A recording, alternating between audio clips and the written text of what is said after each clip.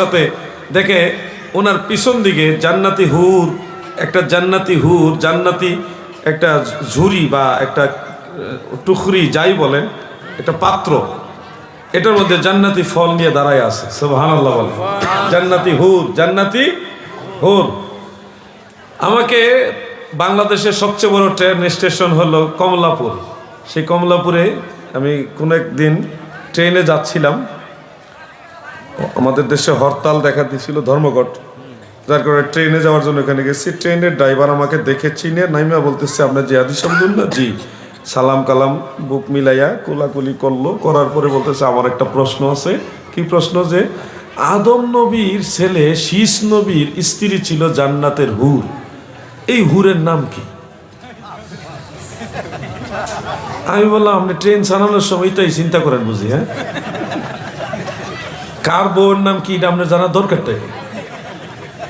হ্যাঁ, আপনার গ্রামের আপনার আত্মীয় স্বজনের সবার স্ত্রীর নামও তো আপনি জানেন না। জানেন কোন না? আদম নবী, সেই আদম নবী, দুনিয়ার প্রথম নবী, প্রথম মানুষ দুনিয়ার, উনার ছেলে নবী শীষ, উনার স্ত্রী, উনার নাম আপনার জানার দরকারটা কি? কি দরকার কর না জিহাদি সাহেব, আপনি কত মানুষের প্রশ্ন উত্তর দেন, আমি এটা জানতে চাই আর কি। তো আলহামদুলিল্লাহ আমার জানা ছিল, কিন্তু এইগুলা তো জরুরি জিনিস না। ওনার নাম হল হজরতে উজায়রা রাদিয়াল্লাহু তাআলা আনহা। নাম কি? উজায়রা। তো ইনি, আমি প্রশ্নটা বলে দিয়েছি ওনাকে। তো আমি আপনাদের যেটা বলতে চাচ্ছি যে জান্নাতি হুর, উনি তো মাটির তৈরি না, ওনার তো মা বাপও নাই, ওনার আল্লাহ বানাইছে নূর দিয়া। কি দিয়ে বানাইছেন? নূর দিয়ে বানাইছেন। শীষ পয়গম্বরের স্ত্রী হলেন নূরের তৈরি হুর। নূরের তৈরি হুর, বলেন নূরের তৈরি হুর। যারা প্রশ্ন করেন নূরের তৈরি হইলে বিয়ে শাদী, সন্তান জন্ম দেওয়া, খাওয়া দাওয়া, হাজাতুল ইনসান এগুলি সম্ভব না, আপনি এখানে দেখেন আদম নবীর পরে শীষ নবী, তিনার স্ত্রী নূরের তৈরি হুর, তিনি কিন্তু সন্তান জন্ম দিয়েছেন, হাজাতুল ইনসানও হয়েছে, স্বামীর সাথে সংসার করেছে। ওনার বংশধর কিন্তু আমরা এখানে যারা আছি, হয়তো এখানে প্রায় সবাই শীষ নবীর বংশধর। কার মাধ্যমে আমরা দুনিয়াতে আসছি? জান্নাতি হুর, যিনি নূরের তৈরি। তাহলে নূরের তৈরি হইলে যদি খাওয়া দাওয়া, হাজাতুল ইনসান, সন্তান জন্ম দেওয়া অসম্ভব হয়, আপনারা আইলেন কেমনে দুনিয়াতে? কথা বুঝতে পারছেন না আপনারা?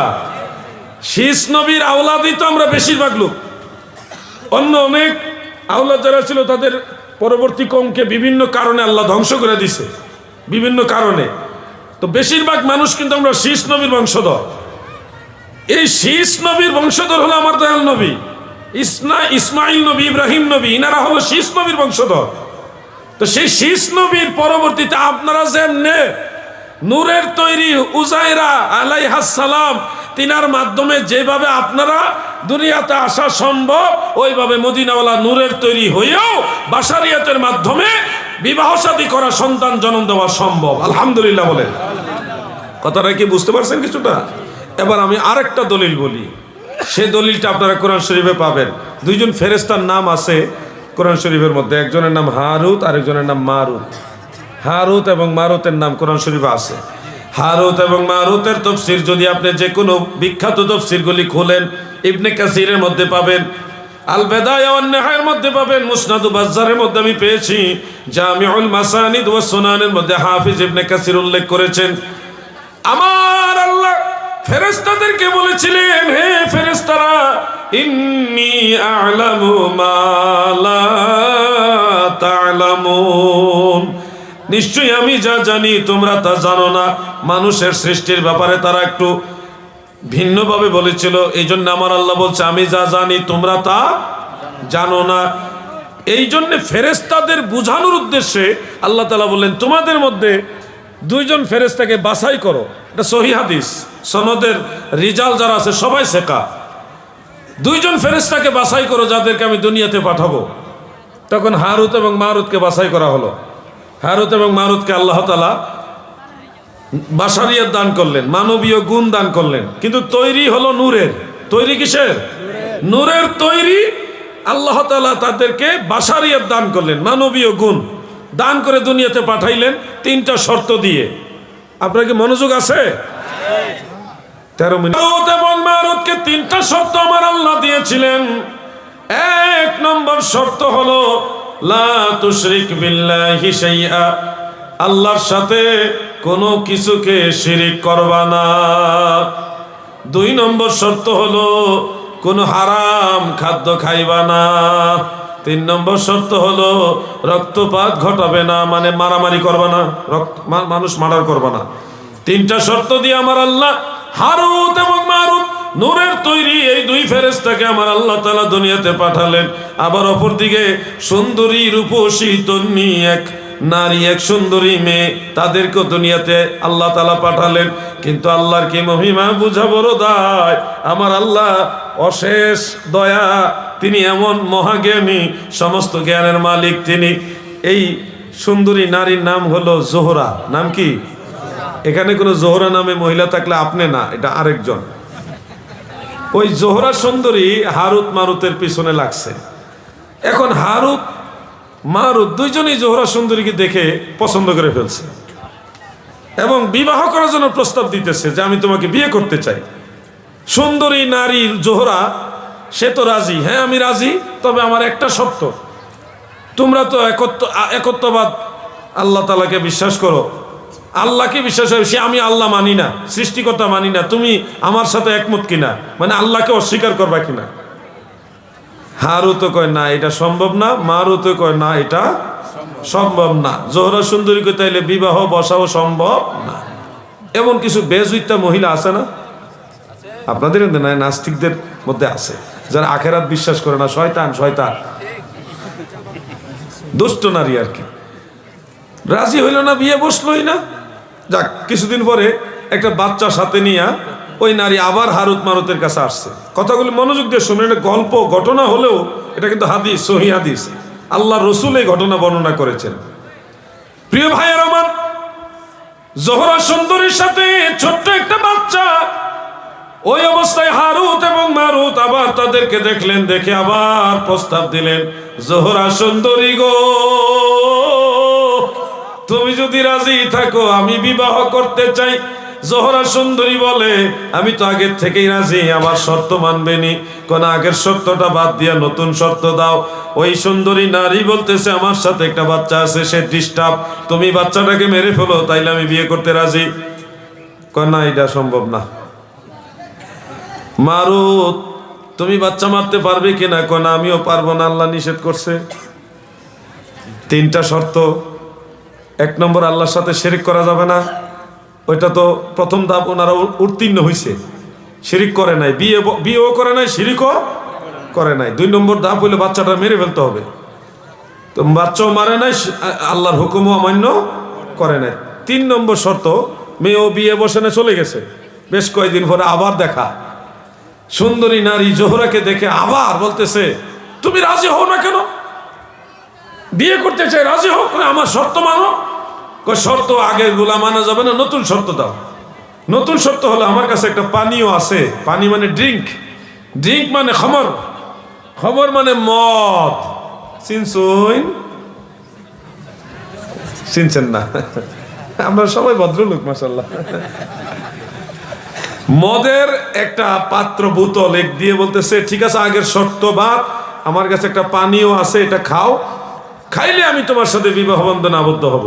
এখন মদ চিন্তা করছে, এটা তো খাওয়ানোর জিনিস, এটা তো আর অসুবিধা নাই, একটু খাইয়া দেখি না কি এটা।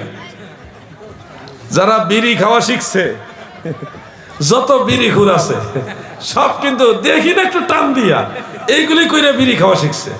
বেজার হইতেছেন নাকি? আমি জানি আপনারা অনেকে বিড়ি খুর আছে, যত বিড়ি খুর আছে সব বিড়ি খাওয়া শিখছে, দেখি না একটু কেমন লাগে, এগুলি কইরাই কিন্তু ওই হারুত আর মারুত বিপদে পড়ছে, এইটা কইরে দেখি না একটু খাইয়া কেমন লাগে। তো একটু খাইছে, নেশা ধরছে, আবার খাইছে, আরো নেশা ধরছে।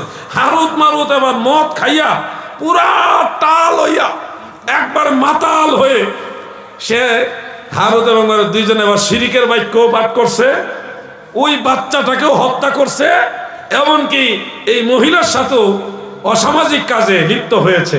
মানে তাদের দ্বারা সবগুলি হুকুমে অমান্য করা হয়ে গেছে। এই ঘটনাটা দিয়ে আল্লাহ ফেরেশতাদেরকে বুঝালেন, দেখো আমার বান্দাদেরকে, বনি আদমকে আমি বানানোর সময় তোমরা বলছিলা যে তোমরা তাদের চাইতে ভালো, তোমরা আমাকে তসবিহ তাহলিল করে খুশি করবা, আমি যেন তাদের না পাঠাই। মানুষ বানায় তাদের পাঠাইছি, তারা যেমন ভালো করতেছে খারাপও আছে, আবার ভালো করার চেষ্টা করছে। তোমাদেরকেও, তোমরা নূরের তৈরি ফেরেশতা, তোমাদেরকেও যদি বাশারিয়াত দিতাম, মানবীয় গুণ দিয়া পাঠাইতাম, তোমরাও কম করলা নইলে। এটা আল্লাহ ফেরেশতাদের বুঝাইলেন, আল্লাহ আমরার পক্ষে। সুবহানাল্লাহ বলেন। এই ঘটনা থেকে আমরা শিখতে পারি নূরের তৈরি হারুত এবং মারুত। কিসের তৈরি? নূরের তৈরি হারুত এবং মারুত। তারা যদি বাশারিয়াত থাকার কারণে খাওয়া দাওয়া, যেহেতু মদ পান করছে মানে খাওয়া দাওয়া সম্ভব, বিয়ে শাদী করতে চাইছে মানে অসামাজিক কাজে লিপ্ত হয়েছে, তার মানে সন্তান জন্ম দেওয়া এটাও সম্ভব। এরপরে রক্তপাত করছে, মানুষের দ্বারা যা যা করা দরকার সবটাই তারা করছে। নূরের তৈরি হওয়া সত্ত্বেও বাশারিয়াত থাকার কারণে তাদের দ্বারা এটা সম্ভব হয়েছে। অতএব যারা শুধু নূরের তৈরি কিন্তু বাশারিয়াত নাই, তাদের প্রস্রাব পায়খানা, হাজাতুল ইনসান, বিয়ে শাদী, সন্তান জন্ম দেওয়া, খাওয়া দাওয়া এটা সম্ভব না। কিন্তু যারা নূরের তৈরি প্লাস বাশারিয়াত আছে, তাদের দ্বারা কিন্তু এটা সম্ভব। কথাটা কি বুঝতে পারছেন সবাই? আমার নবীজিকে আমরা শুধু নূর বলি না, আমার নবীজি হলো নূরানি ভাষা, বেমেসাল বেনজির ভাষা। এই জন্য নবীজির ব্যাপারে আপনাদের প্রশ্নগুলি প্রথম কথাই বাতিল হয়ে যায়। আল্লাহ যেন সেই ভাইদের বোঝার মতো তৌফিক দেন, বলে না আমিন। আমরা সুন্নিরা নবীজিকে বারবার মানুষ, আমাদের মতো মানুষ এটা বারবার বলি না। আকীদা আমাদের এটা ঠিক আছে, প্রয়োজন হলে বলি, বারবার বলি না, কারণ অনেক শব্দ আছে সব সময় বলা ঠিক না। কি ওটা বিরক্ত হইতেছেন আপনারা? এই ফিতনার যুগে এই কথাগুলি বলতেছি, আমি বলতে বাংলাদেশে ভালোভাবেই বলি, আজকে একটু নরমভাবে বলতেছি আর কি। আপনারা অনেক জিনিস খেয়াল করবেন যে নবীজি মানুষ, বেমেসাল বেনজির মানুষ। আমরা বারবার এটা বলি না, আকীদা আছে, প্রয়োজন হইলে বলি, অপ্রয়োজনে আমরা এটা বলি না। কেন বলি না? অনেক শব্দ আছে বারবার বলা অনেক সময় আদবের মধ্যে পড়ে না। যেমন ধরেন আজকে মাহফিল শেষ করে যদি বাড়িতে যান, বাড়িতে গিয়ে যদি মা ঘরে আসে, মাকে ডাক দিলেন, মা, ও মা দরজা খুলেন, আমি আসছি, তো মা তাড়াতাড়ি করে দরজা খুলে দিবে।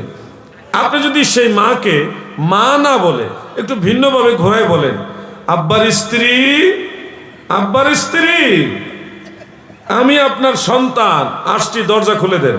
মা দরজা খুলবে সত্য, কিন্তু মা খুশি হবে না, বলবে আমার ছেলেটা বেয়াদব হয়ে গেছে। কিন্তু বাস্তবে আপনার কথা কিন্তু ভুল না, আপনার মা আপনার আব্বার স্ত্রী, কথা ঠিক। আপনার বাবার ওয়াইফ নাও নি, মা কিছু বুঝেন না মনে আপনারা, আপনার বাবার ওয়াইফ স্ত্রী। কিন্তু আপনি যদি বলেন আব্বার স্ত্রী, এই কথা শুনে মা সন্তুষ্ট হবে না। অথবা ধরেন আপনাদের ভারতে মায়ের ভাইকে, ছোট ভাই হোক আর বড় ভাই হোক, মায়ের ভাই আপন ভাইকে কি বলে? আপনার আম্মা জান, আপনার মা, আপনার মা এর ভাই কি বলে? মা বলে নাকি? আমাদের দেশে ডাবল মা বলে। ছোট্ট একটা ছেলে 500 টাকা দিছে, বলেন না মারহাবা, তার তো আরো বিশাল দাম। এই 500 টাকা দিয়া না হলে তো কমপক্ষে সে 1 মাসের বেশি চকলেট খাইতে পারতো। আল্লাহ তার ভবিষ্যৎ উজালা করে, বলে না আমিন। এভাবেই তো দেখেন বাচ্চারা আপনাদেরকে দেখাচ্ছে যে আমরা আল্লাহ রসুলকে ভালোবেসে কোরআনের বাগানে, কোরআনের মাদ্রাসায় আমরা দান করতেছি। আপনারা এখান থেকে উদ্বুদ্ধ হন, আমি আর ওইদিকে যাচ্ছি না। গভীর মনোযোগ। মামা বাড়িতে যদি আসে বলেন, মামা ভাত খেতে আসেন, খাবার খেতে আসেন, মামা খুশি হবে। কিন্তু ঘোরায় যদি বলেন, আব্বার শালা ভাত খাইতে আসেন, তাহলে কি মামা খুশি হবে? সত্য করে বলেন, খুশি হবে? কথা তো ভুল না, কথা ঠিক, তারপরে খুশি না। ঠিক কথায়ও সবসময় খুশি হওয়া যায় না, মনে রাখবেন এই কথাগুলো। আমি বুঝাতে চাচ্ছি, আপনারা আমাদের নবীকে মানুষের নজরে দেখবেন না, আমার আপনার মতো মানুষ ওই নজরে দেখবেন না। আপনারা আল্লাহর নবীকে, আল্লাহর নবী, আল্লাহর রসুল, আল্লাহর হাবিব ওই নজরে দেখতে হবে। কথা ঠিক না বেটে?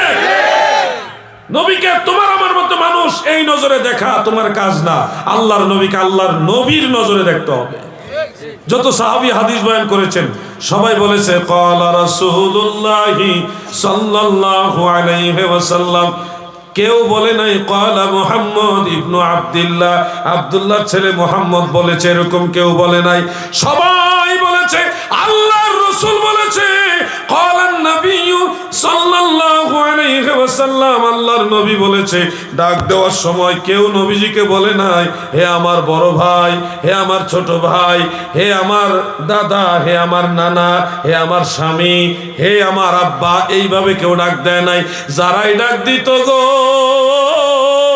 সবাই আমার নবীরে ভালোবেসে মায়া করে মহব্বত করে তাজিমের সাথে এইভাবে ডাকতো, ইয়া রাসূলুল্লাহ, ইয়া নবী আল্লাহ, ইয়া রাসূলুল্লাহ, ইয়া হাবিবাল্লাহ, ইয়া রাসূলুল্লাহ, ইয়া হাবিবাল্লাহ। আমার মৌতের নিদান কালে থাকিয়া নবীজি আমার শিয়রে, আমার মৌতের নিদান কালে থাকিয়া নবীজি আমার শিয়রে, দেখিব আপনাকে নয়ন ভরে, দেখিব আপনাকে নয়ন ভরে, ইয়া রাসূলুল্লাহ, ইয়া হাবিবাল্লাহ, ইয়া রাসূলুল্লাহ, ইয়া হাবিবাল্লাহ। মুনকার নাকির আসিয়া সওয়াল করবে বসায়া, মুনকার নাকির আসিয়া সওয়াল করবে বসায়া, দিও গো নবী পর্দা উঠায়া, দেখিব আপনাকে নয়ন ভরিয়া, দেখিব আপনাকে নয়ন ভরিয়া, ইয়া রাসূলুল্লাহ, ইয়া হাবিবাল্লাহ, ইয়া রাসূলুল্লাহ, ইয়া হাবিবাল্লাহ। একজন ভাই 100 টাকা দিয়েছেন, আরো দেখলাম কিছু টাকা মাদ্রাসায় দান করেছেন। আল্লাহ যেন তাদের দান কবুল করেন, বলেন আমিন। একটা কথা বলা দরকার, কারণ চতুর্দিকে ফিতনা, ফিতনা একেবারে শেষ করে দিল আমাদের দেশটারে। এখন নামাজ নিয়েও ফিতনা, আজান নিয়ে ফিতনা, ওয়াক্ত নিয়ে ফিতনা, রোজা নিয়ে ফিতনা, ইফতার নিয়ে ফিতনা, ওযু গোসল নিয়েও ফিতনা। কোথায় যাবেন আপনি? মুনাজাত তো নাই, নফল নামাজও পড়তে চায় না। এটা কত টাকা এখানে? 200 টাকা। হ্যাঁ 200 টাকা দিয়েছেন উনি, মাশাআল্লাহ বলেন। আল্লাহ ওনার দান কবুল করুক, আমিন। এমন এক ফিতনার যুগে এসে আমরা পড়ে গেছি, আমরা যে ঈমান আমল ঠিক করে কবরে যাব, এটা একটা কঠিন বড় জেহাদ হয়ে গেছে আমাদের জন্য। নামাজে দাঁড়াইছেন ভালো কথা, এখানে হাত বাঁধবে না ওইখানে হাত বাঁধবে, এটা নিয়ে যুদ্ধ লেগে গেছে। ভাইয়ের নাম কি? মহসিন আলী ভাই, তিনি 500 টাকা দিলেন, বলি মারহাবা। আল্লাহ তিনার দান কবুল করুক, আমিন। এই যে হাত বাঁধা নিয়ে আমি একটু কথা বলতে চাই, বলবো যুবক ভাইরা, বলবো? এই ছেলেরা, এই বাড়িতে কি বউ জায়গা নাকি? এটা বিয়ে তো করছো না, ভাই যেতেছ দৌড়াইয়া মাদ্রাসায় ফুলা ভাই, বসেন বসেন। খালি দৌড় মারো বাড়ির দিকে, বাড়ি কি লয়ে জায়গা নেই, এটা লয়ে আইবা লগে। বিয়ে শাদী করে থাকলে ম্যাডাম রে নিয়ে আসবা, ওই পাশে বসাই দিবা, তুমি এদিকে বইবা, তাহলে টেনশন থাকবো না। আর বাড়িতে রাইলে কতক্ষণ পরে পরে মিস কল মারবো, হ্যালো। নাম কি? হাশিমউদ্দিন সাহেব, তিনি 200 টাকা দিলেন। আল্লাহ ওনার দান কবুল করুক, বলেন আমিন। বসেন, একটা ছেলে উঠবে না। আমি এই মাসআলাটা বলা দরকার বিদায় বলছি। আমরা নামাজে হাত বাঁধি, যারা হানাফি মুসলমান, আমরা নাভির নিচে হাত বাঁধি, পুরুষ লোক, তাই না? কিন্তু আমাদের অনেক ভাইরা আসে বুকের উপরে হাত বাঁধে, এইভাবে হাত বাঁধে, এবং তারা হাত বাঁধে তো বাঁধে, সেটা তাদের ব্যক্তিগত ব্যাপার, কিন্তু অভিযোগ মারে কয় আমাদেরটা জাল হাদিস। ওনারা বুকের উপরে হাত বাঁধুক না, মাথার উপরে হাত বাঁধুক না। নাম কি আপনার? রফিকুল হক, 600 টাকা, বলেন মারহাবা। আল্লাহ তেনার দান কবুল করুন। কেউ যদি মাথার উপরে হাত বাঁধে, হাত ছাইরা দিয়েও যদি দাঁড়ায় থাকে, আমাদের কি? তাদের ব্যক্তিগত ব্যাপার। ওনারা যখন বলে যে আমরা জাল হাদিসের উপরে আছি, তখন তো একটা গন্ডগোল লাগে। কি কথাটা ঠিক না ঠিক ভাই? আমরা যারা নাভির নিচে হাত বাঁধে, আমাদের দলিল সবচেয়ে বেশি মজবুত দলিল। আমি বাংলাদেশে অনেক লামাজহাবি যারা এই লেডিস নামাজি, ওনাদের অনেকে এই বক্তব্যটা শুনে এখন আলহামদুলিল্লাহ হানাফি মুসল্লি হয়ে গেছে। আলহামদুলিল্লাহ বলে, আমি ডোন্ট মাইন্ড প্লিজ, এটা বুঝাবার জন্য বলছি। লেডিস নামাজি মানে বুঝাবার জন্য বলছি, এনকারের জন্য না। ভালো বলছি, মারহাবা বলেন। আমি ফিতনা চাই না, এই জন্য বললাম যে এটা বোঝানোর জন্য বলছি। আমরা যারা নাভির নিচে হাত বাঁধি, আপনারা কোরআন থেকে, বুখারী মুসলিমের হাদিস থেকে বুঝবেন যে এটাই শক্তিশালী আমল। আর আপনি যদি বলেন হ্যাঁ সৌদি আরব বুকের উপরে হাত বাঁধে, এই ধরনের যদি কথা বলেন, আমি বলবো আপনি সত্য বলছেন না। কারণ আলহামদুলিল্লাহ আমরা হজে গেছি, উমরা তো করছি, একাধিকবার উমরা করছি। আপনাদের অনেকেই উমরা করেছেন, হজ করেছেন। এখন না গেলেও অনলাইনের সুবাদে আপনারা দেখতে পারেন, সৌদি আরবে মক্কা মুকাররমা মদিনা মুনাব্বারায় 4 মাযহাবের মুসল্লি আছে। শেখ আব্দুর রহমান সুদাইসি এবং শেখ আব্দুর রহমান হুজাইফি, আরো বড় বড় শেখ যারা মক্কার ইমাম, নাম কি আপনার? আলহাজ শরীফুল হক 1000 টাকা দিলেন, বলি মারহাবা। আল্লাহ ওনার দান কবুল করুক, বলেন আমিন। আপনি দিবেন না কিছু? না দিবেন? ওরে আল্লাহ, অনেক টাকা লই আইছে, জোরে বলি মারহাবা। নাম আসেনি? নাম নাই, অনেকগুলি টাকা, বড় বড় নোটও আছে। কোনটা কত টাকার নোট আমি 2-1টা চিনি, বাকিগুলি চিনি না। তো খেয়াল করে শোনেন, মানে আলোচনাটা মাঝখানে কাট যাইতেছে, তাও মাদ্রাসার উপকার হোক, আপনারা বেজার হইয়েন না। মাদ্রাসা তো আপনাদের 10 জনের টাকা দিয়ে চলবে, তাই না? এটা রাগ হওয়া যাবে না। বন্ধুরা আমার, কই জানা আসছিলাম? ও সৌদি আরব, মক্কা মদিনা। শেখ আব্দুর রহমান হুজাইফি, শেখ আব্দুর রহমান সুদাইসি সব বড় বড় যারা কাবার ইমাম, মসজিদে নববীর ইমাম, ওনারা কিন্তু হাত বাঁধে বুকের নিচে, নাভির উপরে, এবং অনেক সময় নাভির নিচে হাত বাঁধে। আপনারা অনলাইনে দেখতে পারেন এগুলি। বুকের উপরে এইভাবে কাবার কোনো ইমাম হাত বাঁধে না, এইভাবে কেউ হাত বাঁধে না। ওনারা হাত বাঁধে হলো বুকের নিচে, নাভির উপরে। আপনারা অনলাইনে চেক করেন, প্রয়োজনে চেক করে দেখেন। আমি নিজের চোখে দেখে আসছি, আপনারা অনেকে হয়তো দেখে আসছেন। কেন ওনারা এখানে হাত বাঁধে? ওনারা হাম্বলি মাযহাব অনুসরণ করে। কোন মাযহাব? কাবা করে ইমামরা কিন্তু লামাযহাবি না, কাবা করে ইমামরা কিন্তু গায়রে মুকাল্লিদ নয়, তারা মাযহাবি। বলবেন দলিল কি? আপনি গুগলে ঢুকেন, গুগল কি আমি বানাইছি? আপনারা নিজেরা যার যার মোবাইলে গুগলে ঢুকে লেখেন শেখ আব্দুর রহমান সুদাইসি, আরবিতে লেখেন, বাংলাতে লেখেন, ইংলিশে লেখেন, হিন্দিতে লেখেন, যে কোনো ভাষায় লিখতে পারেন। লেখলে ওনাদের ডিটেলস, পরিচিতি চলে আসবে। দেখবেন ওনার নামের সাথে ওনার মাযহাবের পরিচিতি আছে, উনি হাম্বালি। আপনি ট্রাই করে দেখেন, আমার কথাটা আপনার নগদে দেখেন। আব্দুর রহমান হুজাইফি, উনার পরিচিতি ডিটেলস আছে, উনার আরো 1 লাইন আগায় আছে, উনি আহলে সুন্নাত ওয়াল জামাত।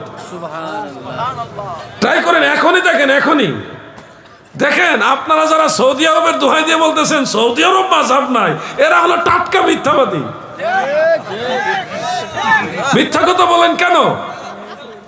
এখন তো লুকাইবার কোনো সুযোগ নাই, অনলাইনের যুগ, এটা অনলাইনের যুগ, কোনো কিছু গোপন করার সুযোগ নাই।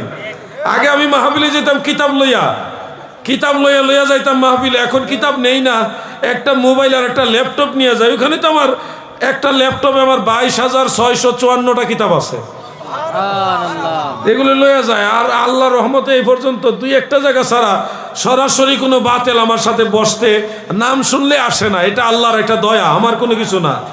তো এটা আলহামদুলিল্লাহ, সুম্মা আলহামদুলিল্লাহ। তো আমি আপনাদের বলছি যে সত্যটা জানতে হবে। আমি হানাফি এমনে না, কিতাবুল আন্দাজ দিয়ে হানাফি না, আমি বুঝেছি না হানাফি। আপনি বলবেন হানাফি না মুসলমান, বুকা কোথাকার। হানাফি আর মুসলমানের মধ্যে তুমি পার্থক্য করছো কেন? আমি যদি প্রশ্ন করি আপনাকে, আপনি কি বাঙালি না কি হিন্দুস্তানি? বাঙালি না হিন্দুস্তানি? আপনারা পশ্চিমবঙ্গ তো আমরা বাঙালি সব,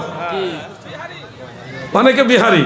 এখন প্রশ্ন দিকে আপনি কি হিন্দুস্তানি না বিহারি, কোনটা বলেন না? কোনটা আপনারা? হিন্দুস্তানি হইলে তাহলে কি বিহারি না?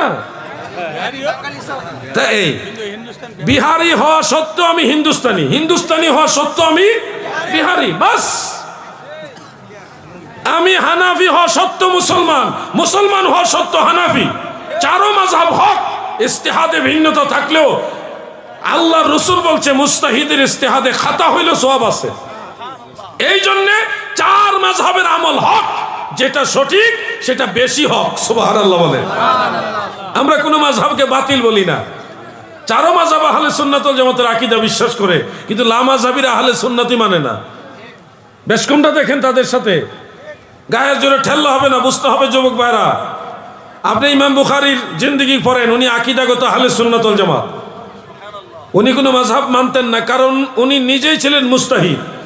একজন ব্যক্তি যদি নিজেই ডাক্তার হয়, সে চাইলে আরেকজন ডাক্তারের কাছে ওষুধের জন্য যাইতেও পারে, নাও যাইতে পারে, তার ইচ্ছা, কারণ সে নিজেই ডাক্তার। ইমাম বুখারী নিজেই মুজতাহিদ, মাযহাবের ইমামরা যেমন মুজতাহিদ, ইমাম বুখারী নিজে একজন মুজতাহিদ। এই জন্য ওনার জন্য মাযহাব অনুসরণ করা জরুরি না। আমরা তো আর মুজতাহিদ না। আপনারা তো সবাই 4-5 লাখ করে হাদিস মুখস্থ জানেন না সবাই?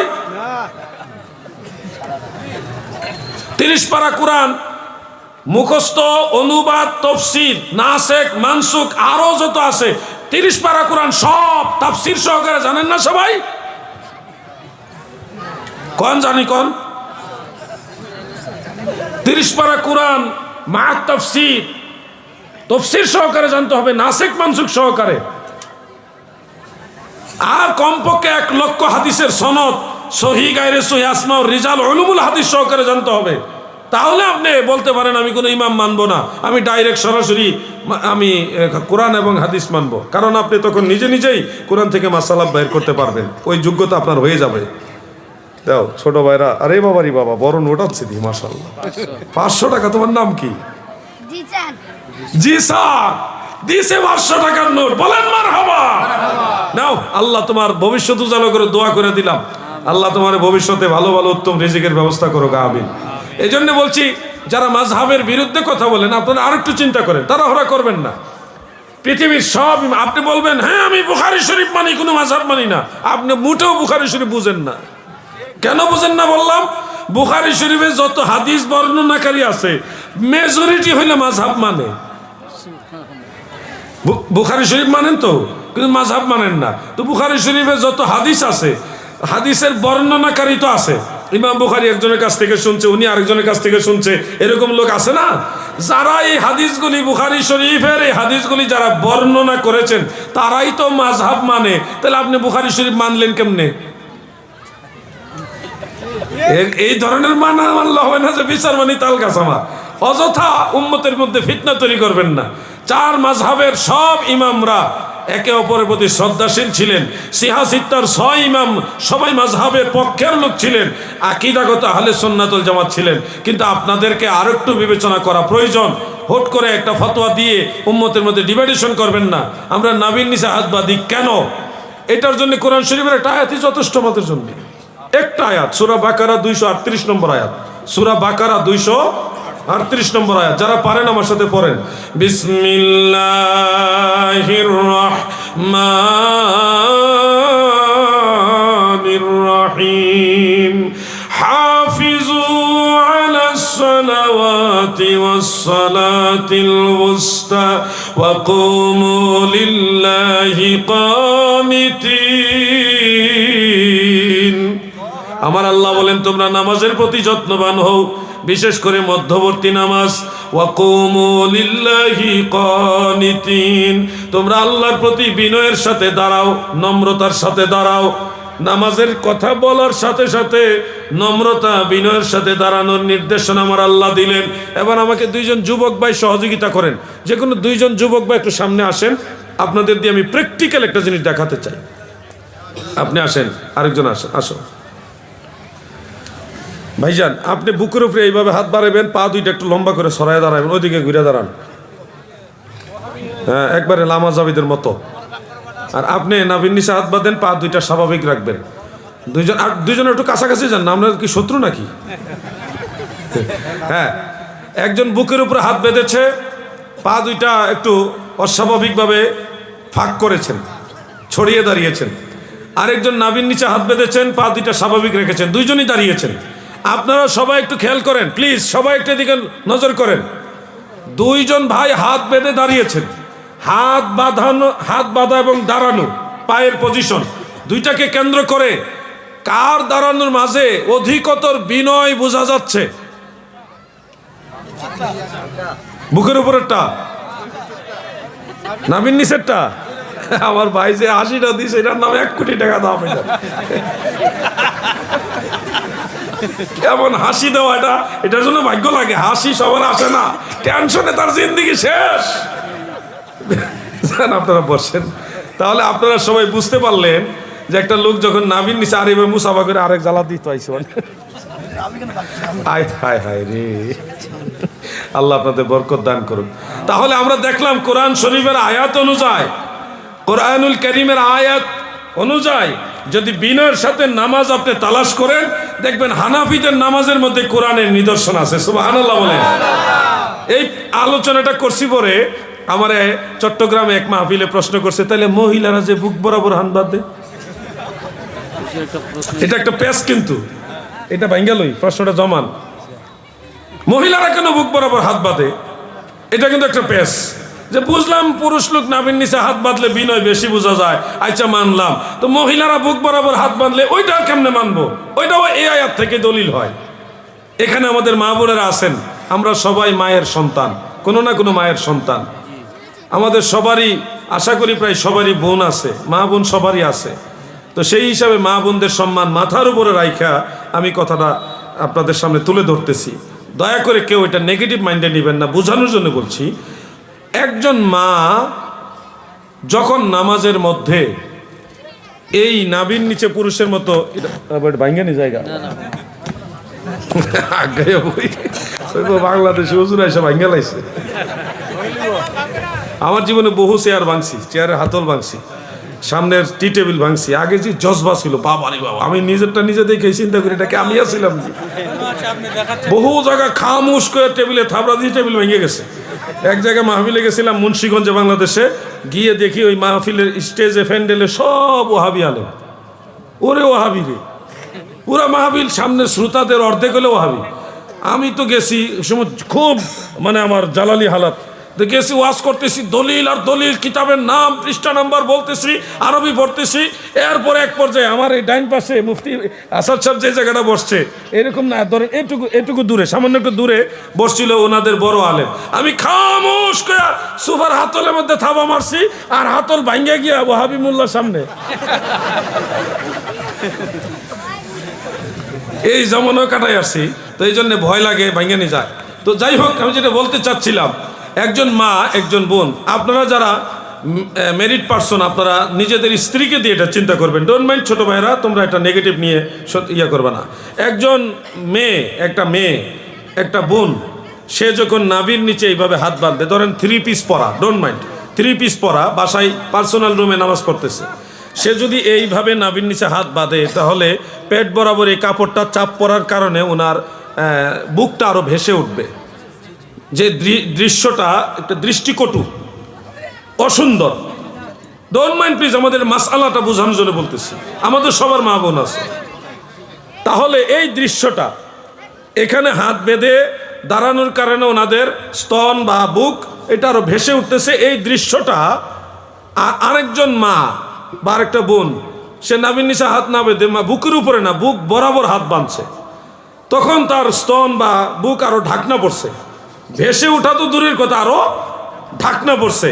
এই দুইটা দৃশ্য, একজন মেয়ে, একটা বোন দাঁড়াইছে নাভির নিচে এইভাবে হাত বেঁধে, যার ফলে তার বুকটা ভেসে উঠছে। আরেকটা বোন পাশাপাশি দাঁড়াইছে, সে বুক বরাবর হাত বাঁধছে, যার ফলে বুকটা আরো ঢাকনা পড়ছে, লজ্জাস্থান ঢাকনা পড়ছে। এই দুইটা পজিশনের মধ্যে কোনটার মধ্যে আপনারা বিনয় আদব বেশি বুঝেন? যেটার মধ্যে বুক ভেসে আছে ওইটা, যেটার মধ্যে বুক ঢাকনা পড়ছে ওইটাই তো। তাহলে কোরআন অনুযায়ী আল্লাহ তো বলে নাই যে নাভির নিচে হাত বাঁধো, বুকের উপরে হাত বাঁধো, কোনোটা বলেন। আল্লাহ বলছে বিনয়ের সাথে দাঁড়াও। ওয়াকুমু লিল্লাহি কানিতিন, তোমরা আল্লাহর প্রতি বিনয়ের সাথে দাঁড়াও। এমনি তো মহিলাদের নামাজের কিছু পার্থক্য, ভিন্নতা রয়েছে। আমরা সেজদা দিলে, সেজদা দিলে, খেয়াল করেন, এদিকে চান, আপনারা ওয়াজ করলে তো আমি আর ওয়াজ করতাম পারতাছি না। কি যে ওয়াজ, সব ওয়াজ আজকে এখান থেকে বাড়ি দিচ্ছে। শোনেন, আমরা সেজদা দিলে সুন্নত তরিকা হলো সিনা আর জমিন। এর মাঝখানে একটু গ্যাপ থাকতে হবে, যেন ছোট্ট একটা বকরির বাচ্চা আপ ডাউন করতে পারে। এটা সুন্নত তরিকা সেজদা। হাত সেজদা দেওয়ার পরে হাত দুইটা এভাবে একটু উপরের দিকে রাখবেন, এই কুকুরের মতো এভাবে ইয়ে করবেন না, মানে কোনো মাটিতে বিছাই দিবেন না, একটু হাত এভাবে উঁচু করে রাখতে হবে। এটা হলো পুরুষের জন্য মাসালা। কিন্তু মহিলাদের মাসালা বলছে আল্লাহ রসুল এবং সাহাবাই কেরাম বলে গেছেন যে আন্নাহু সুইলা আনিস সালাতিল মারআত ক্বালা তাজতামিউ ওয়া তাহতাফিজু। সহিহ হাদিস, এটা মুসান্নাফ ইবনে আবি শাইবা আর মুজামুল কাবির লিত্তাবানি অনেক কিতাবে হাদিসটা সহিহ হাদিস, অনেক সনদে আছে হাদিসটা। মহিলাদের নামাজ সম্পর্কে যখন প্রশ্ন করা হয়েছে আল্লাহ রসুল এবং সাহাবীদেরকে, তিনি আল্লাহ রসুল এবং সাহাবারা বলেছেন তাদের নামাজ হবে জড়সড় হয়ে এবং একটা অঙ্গ আরেকটা অঙ্গের সাথে লাগিয়ে। তার মানে আমরা যেভাবে সেজদা দিই এইভাবে মহিলাদের সেজদা না, তারা জড়সড় হয়ে সেজদা দিবে। এই হাতগুলি বিছায়ে দিবে শরীরের সাথে, হাত এবং বুক এবং এই উরু এবং মাটি সবটাই একবারে জড়সড় হয়ে যাবে, জড়সড় হয়ে যাবে। তার দুইটার মধ্যে পার্থক্য কি, বেশকমটা কি? বেশকমটা হইলো পুরুষ যেভাবে সেজদা দেয় এইভাবে যদি একটা মেয়ে একটা বোন সেজদা দেয়, আপনার স্ত্রী যদি সেজদা দেয়, আপনি দেখবেন ওনার লজ্জাস্থানটা স্তনটা ঝুলে থাকবে, দৃশ্যটা খুবই অসুন্দর দেখা যাবে। এটার তুলনায় একটা মেয়ে একটা বোন যদি সেজদা দেয়, আপনার ওয়াইফ সেজদা দিল, জড়সড় হয়ে দিল, দুইটা হাত বুক এবং উরু মাটি সবটাই জড়সড় হয়ে দিল, তখন তার আর লজ্জাস্থান ভেসে উঠবে না। এটা তার জন্য অধিকতর পর্দার অনুকূলে। এই জন্য দেখেন মহিলাদের সেজদার মাসালা আর পুরুষের সেজদার মাসালাও এক না। একজন পুরুষ হাত তাকবীরে তাহরিমার সময় তোলার সময় মাসালা হলো কান পর্যন্ত, কানের লতি পর্যন্ত হাত তুলতে পারবে। সহিহ মুসলিম হাদিস আছে, আবু দাউদ শরীফ হাদিস আছে, কান পর্যন্ত আল্লাহু আকবার। কিন্তু একজন মহিলার জন্য এত জরুরি দেয় না, মহিলারা জাস্ট হাত বুক বরাবর ইশারা করে বেঁধে ফেলবে। কোনো রেওয়ায়েত আছে এই কাঁধ বরাবর ইশারা করে বেঁধে ফেলবে, বুক বরাবর আর কাঁধ বরাবর প্রায় কাছাকাছি, ইশারা করেই তারা বেঁধে ফেলবে। এই বেশ কমটা হলো কেন? আপনার ওয়াইফকে দিয়ে আপনি চিন্তা করেন, একজন পুরুষ হাত দূর ওঠালেও কোনো অসুবিধা নাই, ডোন্ট মাইন্ড প্লিজ। একটা মা একটা বোন আপনার স্ত্রী, সে যদি হাত পুরুষের মতো এতটুকু চায় তাহলে সিনাটা ভেসে উঠবে, লজ্জাস্থান প্রকাশ হবে। কিন্তু সে যদি ইশারা করে হাত বেঁধে ফেলে কোনো অসুবিধা হবে না। ইসলাম কত সুন্দর ধর্ম দেখেন। নামাজের ভিতরে যেন মহিলাদের লজ্জাস্থান প্রকাশ না হয়, এই জন্য মহিলাদের কিছু কিছু মাসালাও আল্লাহ রসুল এবং সাহাবারা পরিবর্তন করে দিয়েছে। সুবহানাল্লাহ। এই বিষয়গুলো আমি বিস্তারিত যদি আলোচনা করি এটা আমার লম্বা ওয়াজের সময় দরকার। আমি শুধু এটুকু বললাম, যারা হানাফি মাযহাবের ব্যাপারে ভালোভাবে বুঝেন না, তাড়াহুড়া করে ডিসিশন নিয়ে লামাযহাবী হয়ে গেছেন, আপনারা আর একটু চিন্তা করবেন প্লিজ, আর একটু চিন্তা করেন। সারা পৃথিবীতে হানাফি শাফি হাম্বলি মালিকি মাযহাবের লোক আছে, লামাযহাবী আলহামদুলিল্লাহ অনেক কমে গেছে, আমাদের বাংলাদেশে অনেক কমে গেছে, এখন কমতেছে, কারণ মানুষ এখন রিসার্চ করতেছে, গবেষণা করতেছে। আপনি বলবেন এইটা নাবির নিচে হাত বাঁধার হাদিস জয়ীফ হাদিস, আমি বলবো ভাই জয়ীফ হাদিস দরকার নেই, বুখারী শরীফের হাদিস দিয়া মুসলিম শরীফের হাদিস দিয়ে প্রমাণ হয় নাবির নিচে হাত বাঁধতে হবে। একজন যুবক ভাই আসেন তো, আরেকজন ইয়াংম্যান আসেন,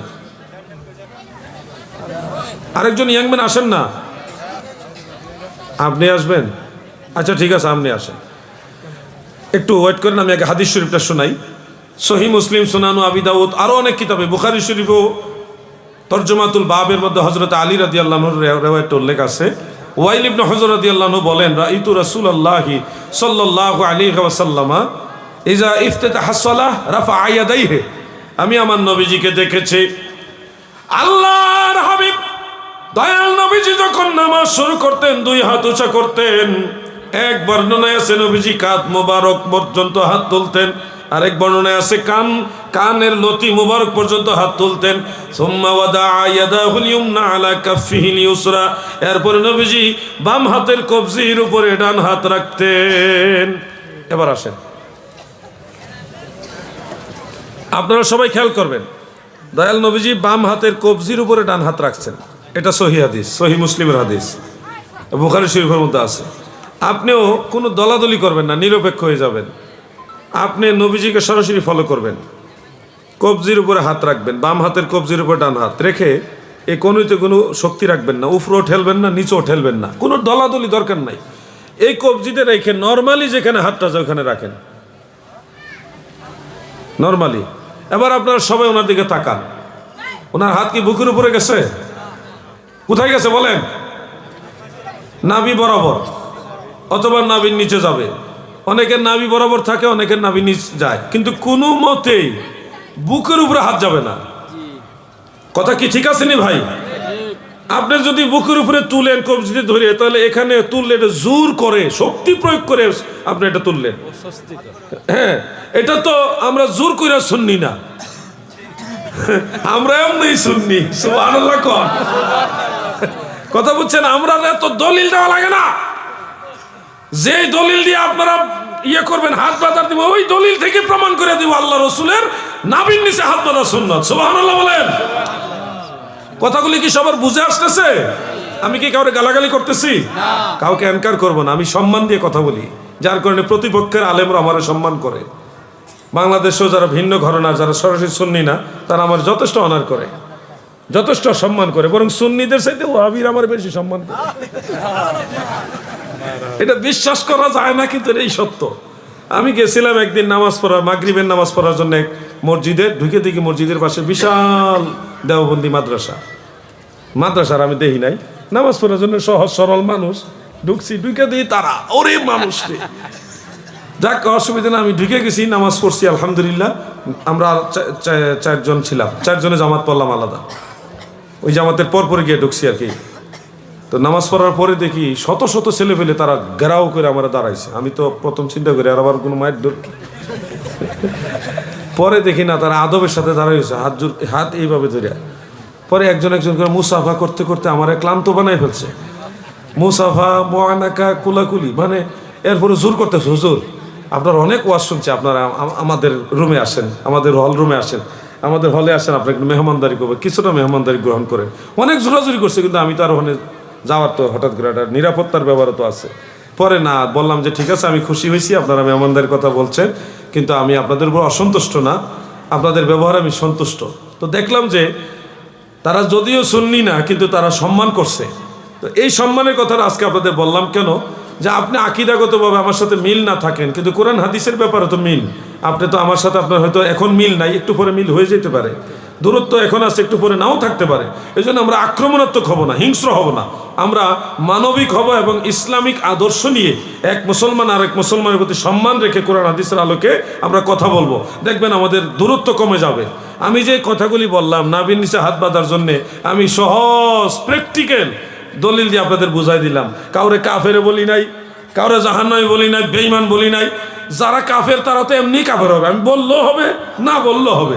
তা আমি অযথা অশান্তি না করে আমি আদবের সাথে সুন্দর ভাষায় বুঝাই দিলাম যে আমাদের আমলটা রসুল পাকের আমলের সাথে মিল। প্রশ্নকারী সালাম দিয়েছেন, আসসালামু আলাইকুম, সবাই মিলে উত্তর দেয় ওয়ালাইকুম আসসালাম। মসজিদে মহিলাদের জামাত সহকারে ইমামের পিছনে নামাজ শরীয়ত সম্মত কি? প্রশ্ন করেছেন। অনেকে বলে নবী করিম সাল্লাল্লাহু আলাইহি সাল্লামের যুগে তো পুরুষ ও মহিলা একসঙ্গে নামাজ পড়তেন। রসুল পাক সাল্লাল্লাহু আলাইহি সাল্লামের জামানায় যখন মুসলমানদের সংখ্যা কম, মুসলমানদের আধিক্য দেখাইবার জন্য, মুসলমানের সংখ্যা বেশি দেখাবার জন্য নবীজি প্রাথমিকভাবে মহিলাদের জামাতে যাওয়া নিষেধ করেন নাই। তবে ঘরে মহিলারা ঘরে নামাজ পড়ার জন্য নবীজি সবসময় উদ্বুদ্ধ করতেন, উৎসাহিত করতেন। নবীজি বলতেন, তোমরা তোমাদের মহিলাদের জামাতে মসজিদে যেতে নিষেধ করো না, ওয়া বুয়ুতাহুন্না খায়রুল লাহুন্না, তাদের ঘরই তাদের জন্য সর্বোত্তম। নবীজি বলতেন যে মহিলাদের মসজিদে যেতে নিষেধ করো না, কিন্তু তাদের ঘরে নামাজ পড়াটাই তাদের জন্য সর্বোত্তম। ওয়া বুয়ুতাহুন্না খায়রুল লাহুন্না। আবু দাউদ শরীফে সহিহ ইবনে খুজাইমার মধ্যে আছে, নবীজি বলতেন যে আল্লাহর হাবিব বলতেন যে মহিলারা মসজিদে নামাজ পড়ার চেয়ে তাদের ঘরের বারান্দা নামাজ পড়া আরো উত্তম। বারান্দায় নামাজ পড়ার চেয়ে তাদের একান্ত ঘর যেটা, ওই ঘরে পড়া আরো উত্তম। ওই ঘরের চেয়ে তাদের যে পার্সোনাল রুম, ওইখানে নামাজ পড়া আরো উত্তম। সুবহানাল্লাহ বলেন। তাহলে আপনারা কি বুঝলেন? আল্লাহ রসুল মহিলাদের মসজিদে নামাজটা উৎসাহ দিছে না ঘরের নামাজ উৎসাহ দিছে? দেখেন, ওই সময় মুসলমানদের সংখ্যা বেশি দেখাইবার জন্যে রসুল পাক সাল্লাল্লাহু আলাইহি সাল্লাম মসজিদে মহিলাদের নামাজকে এলাও করলেও ঘরে নামাজটাকে নবীজি উদ্বুদ্ধ করে গেছেন, উৎসাহিত করে গেছেন। হযরত ওমর ফারুক রাদিয়াল্লাহু আনহুর জামানায় সকল সাহাবাই কারামের ঐকমত্যে ইজমায়ে সাহাবার মাধ্যমে মহিলাদের জামাতের উদ্দেশ্যে বের হওয়াটা নিষিদ্ধ হয়ে গেছে। আপনারা জানেন, সাহাবাই কারামের ইজমা হলো হাদিসে মুতাওয়াতিরের সমতুল্য হুকুম রাখে। সাহাবাই কারামের ইজমা মানে হাদিসে মুতাওয়াতিরের সমতুল্য হুকুম রাখে। এটা উসুলে বাজদাবি যে কিতাবটা আছে ওটার মধ্যে পাবেন। এই জন্য সাহাবাই কারাম যেই ব্যাপারে ফায়সালা করে দিয়েছেন, আপনি সেটা মানেন না, আপনি কি আলাদা মুসলমান নাকি? যারা সাহাবাই কারামের ইসলাম মানে না, তাদের ইসলাম আমাদের দরকার নাই। এজন্য মা বোনেরা জামাতের উদ্দেশ্য করে মসজিদে যাওয়াটা প্রয়োজন নেই। কারণ জামিউস সাগীরের মধ্যে আরেকটা হাদিস আছে, নবীজি বলেছেন মহিলারা মসজিদে নামাজ পড়া যেই সওয়াব, ঘরে নামাজ পড়লে এর চেয়ে 25 গুণ বেশি সওয়াব।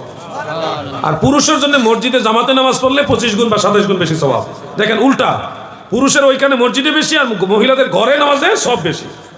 কত বেশ কম করে দিয়েছে। এই ফাইসালাগুলি তো আল্লাহ রসুলের ফাইসালা। আল্লাহ এবং আল্লাহ রসুল যেইভাবে খুশি, আমার মা বোনেরা ওইভাবে খুশি থাকবেন। আপনারা যদি অধিক প্রেম দেখাইতে গিয়ে আল্লাহ রসুলের আদেশের বিপরীত দিকে যান, তাহলে হাসরের ময়দানে আপনারা কষ্ট করে নামাজ পড়ার পরেও দেখবেন আল্লাহ এবং আল্লাহ রসুল আপনাদের উপর সন্তুষ্ট না। একজন মহিলা সহিহ ইবনে খুজাইমার মধ্যে আছে, একজন মহিলা গিয়ে আল্লাহ রসুলের দরবারে বলতেছি, ইয়া রাসূলুল্লাহ, আমি আপনাকে ভালোবাসি, এই জন্য আপনার সাথে নামাজ পড়াটাই বেশি পছন্দ করি। এটা তো স্বাভাবিক। নবীজি বলেন, আমি জানি তুমি আমাকে ভালোবাসো, কিন্তু তোমার ঘরের নামাজই আমার কাছে বেশি পছন্দনীয়। আর ঘরের নামাজের চেয়ে তোমার একান্ত প্রকোষ্ঠে পার্সোনাল রুমে নামাজ পড়া আরো বেশি আল্লাহর কাছে পছন্দনীয়। সুবহানাল্লাহ বলেন। এই জন্য বলবো মা বোনেরা, আপনারা মসজিদে নামাজ পড়লে বেশি সওয়াব হবে, ওই নিয়তে যদি আপনারা মসজিদে নামাজকে প্রাধান্য দিয়ে থাকেন, তাহলে আমি এই দলিলগুলির মাধ্যমে, হাদিসগুলির মাধ্যমে আপনাদের বলবো, একটু শেষ করি কথাটা, ওয়েট করেন। তাহলে মা বোনদেরকে বলবো যে আপনারা সাহাবাই কারামের ইজমা এবং রাসূল পাকের কর্তৃক ঘরে নামাজ পড়ার উৎসাহ, এই দুইটা বিষয়কে সমন্বয় করে আপনারা ঘরে নামাজ পড়বেন। মদিনা মুনাওয়ারায় মসজিদে নববীতে, মসজিদুল হারাম বাইতুল্লাহ শরীফে, সেখানে মহিলা পুরুষ সবাই একসাথে নামাজ পড়ে। এটার মাসালাটা কি? এই মাসালাটা আমি বলি, এরপর আপনাকে আমি সময় দিব।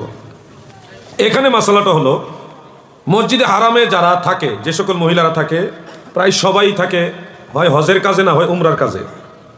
তারা কিন্তু বেশিরভাগ মহিলাই থাকে হজে বা উমরার কাজে, তাওয়াফ করতে গেছেন, হয়তো তাওয়াফ করে সারছেন বা তাওয়াফ করবেন। ওই সময় তিনাদের নামাজের সময় হয়ে গেলে তিনারা, মহিলাদের আলাদা জায়গা আছে মসজিদে হারামের মধ্যে আছে নামাজের, মহিলাদের আলাদা জায়গা। মসজিদ নববীতে মহিলাদের আলাদা এরিয়া নামাজের। ওই নামাজের ওয়াক্ত হয়ে যায় বিদায় সেখানে জামাতে শরীক হয়। এই জন্য ফুকাহে আহনাফের মাসআলা হলো, কোথাও যদি নামাজের জামাত শুরু হয়ে যায়, সেখানে যদি মহিলারা পিছন দিকে কাতার করে নামাজে শরীক হয়ে যায়, তাহলে ওইখানে তাদের নামাজটা আদায় হয়ে যাবে, এই নামাজটার ফিরায় পড়া লাগবে না। এটা হলো উপস্থিত, জামাত শুরু হয়ে গেছে, নামাজে শরীক হয়ে গেল, নামাজ আদায় হয়ে গেছে। কিন্তু তারা তো নামাজের উদ্দেশ্য করে ওখানে যায় না, তারা গেছে হজের উদ্দেশ্যে, তাওয়াফের উদ্দেশ্যে। উদ্দেশ্য কিন্তু নামাজ না, উদ্দেশ্য হলো তাওয়াফ। এরপরেও অন্যান্য মাযহাবের ফকির আবার অন্য মাসালাও দিয়েছেন, কিন্তু হানাফি মাযহাবের এই মাসআলাটা হলো সাহাবাই কেরামের ইজমার অনুকূলে। এই জন্য আমরা সাহাবাই কেরাম যেইভাবে ইসলাম মেনেছে, ঐকমত্য পোষণ করে যেভাবে ইসলাম গ্রহণ করেছে, আমরা ওইভাবেই নিব। এটা আমার অনুরোধ, এর বাইরে যাবেন না। আল্লাহ এবং আল্লাহ রসুলকে রাজি খুশি করার জন্যই তো আপনারা কষ্ট করে নামাজ পড়েন। এই জন্য আপনারা ওইভাবে নিজেরা ঘরে নামাজ পড়াটা আল্লাহ আপনাদের পছন্দ করে। আল্লাহ আপনাদের বোঝার মতো তৌফিক দেন, আমিন। ভাই কে জানা বলছিলেন? সরাসরি প্রশ্ন দিলে তো আরো অনেকে আসবে, তো আপনাকে একমাত্র সুযোগ দিলাম, আর কাউকে না। আমি একটা মুর্শিদাবাদ শেখ শনিবারে আপনার লাইভে দেখি রেজাল্ট, সেখানে আপনি বলেছেন যে মেয়েরা মাঝে মধ্যে আল্লাহর ওলি জিয়ারত করতে। এই প্রশ্নগুলি এড়ায় যান।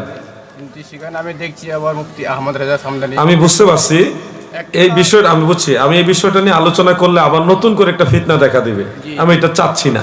আর একটা হচ্ছে যে রোজা রাখা অবস্থায় যদি কোনো ব্যক্তি অসুস্থ হয়, সে ওষুধ খেতে পারবে কিনা, এবং রোজা অবস্থায় রক্তদান শিবিরে রক্তদান করতে পারবে কিনা। ওষুধটা কি জাতীয় ওষুধ? জ্বরের জন্য হতে পারে। আচ্ছা, ধন্যবাদ, বসেন আপনি। আমি দ্বিতীয় প্রশ্নটা নিলাম, প্রথম প্রশ্নটা আমার প্রয়োজন নেই এখানে। আপনারা মাসলাকে আলা হজরতুল লোক ইমামে আহলে সুন্নাত আলা হজরত আজিমুল বারাকাত ইমাম আহমদ রেজা খান ফাজিল বেরলভী রাদিয়াল্লাহু আনহু ওয়া নাওয়ারাল্লাহু মারকাদা, তিনার ফিকাহকে ফলো করেন, তিনার মাসালাকে ফলো করেন, সেটা আমিও সম্মান করি, শ্রদ্ধা করি।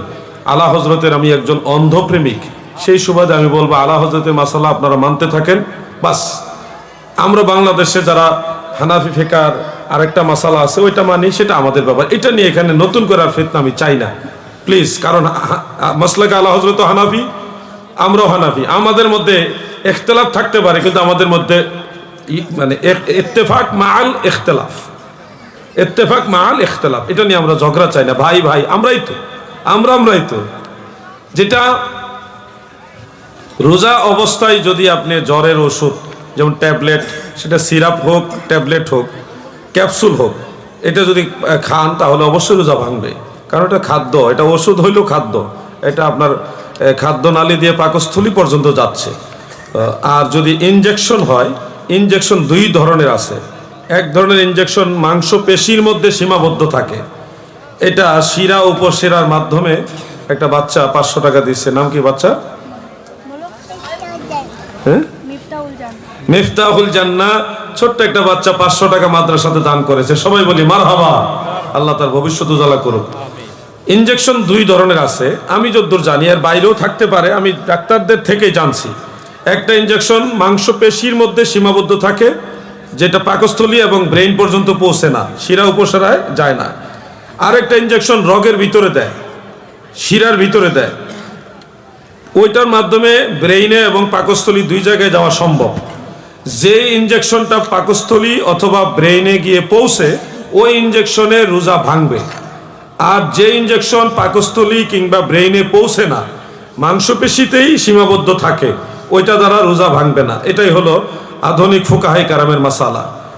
আর ওষুধ, ট্যাবলেট হোক, ক্যাপসুল হোক বা সিরাপ হোক, এটা সম্পূর্ণটাই পাকস্থলীতে যায়, এজন্য রোজা ভাঙবে। আপনাদেরকে পরামর্শ দিচ্ছি, সাহারির সময়, যে সময় আপনার রোজা রাখার জন্য সাহারির খাবার খান, ওই সময় অথবা ইফতারের সময় ওষুধ খাওয়ার অভ্যাসটা করে নেবেন। এটা স্বাভাবিক, আমরা চাইলেই পারি। 3 বেলা ওষুধ খাইতে হয়, সাহারির সময় 1 বেলা, ইফতারের সময় 1 বেলা, আর তারাবি নামাজ শেষ করে অনেকে অল্প একটু খাওয়া দাওয়া করে ওই সময় আরেক বেলা। এইভাবে অভ্যাস করে নিলে ওষুধ খাওয়াটাও স্বাভাবিক হবে, রোজা রাখাটাও সম্ভব হবে।